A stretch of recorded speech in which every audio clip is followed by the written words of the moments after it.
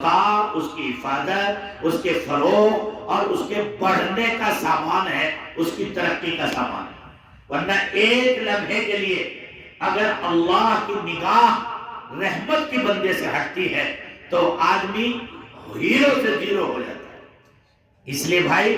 ہم یوں کہتے ہیں صرف دنیا دار بننے ہی کے لیے نہیں، اچھا کاروبار چلنے ہی کے لیے نہیں، بلکہ مقتدا، رہبر، رہنما،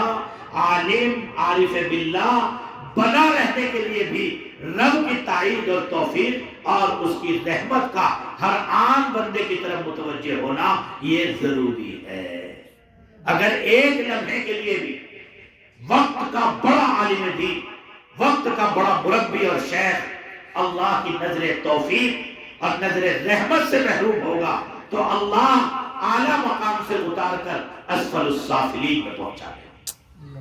اللہ بے نیاز ہے۔ آپ پڑھیے تاریخ بنی اسرائیل کو، بلعام ابن باعورہ، ہائے ہائے 400 سال تک اللہ کی ایسی عبادت کی کہ جس وقت ہاتھ اٹھاتا تھا ادھر ہاتھ اٹھتے تھے، دعا قبول ہو جائے، مستجاب الدعوات۔ لیکن جس وقت عالم اپنے منصب اور اپنی احساس ذمہ داری کو بھولتا ہے اور ان اوصاف کو، ان خوبیوں، ان برائیوں کو اپنے اندر لاتا ہے کہ جو ایمان کے منافی، دعوت کے نور کے منافی، اللہ کے نبی کے منصب نیابت کے خلاف ہے، جب ان چیزوں کا، حرص کا، تکبر کا، بڑائی کا، من مانی کا اور احداث فی الدین، دین میں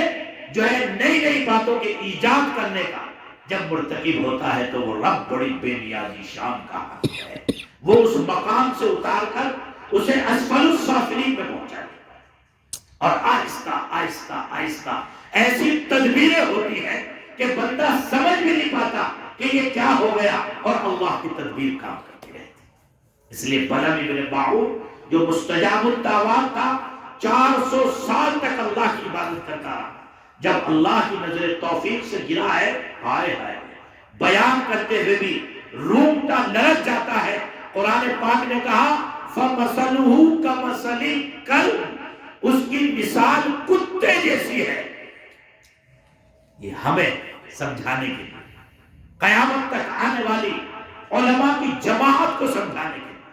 دیکھو میرے یہاں اعزاز، میرے یہاں احترام،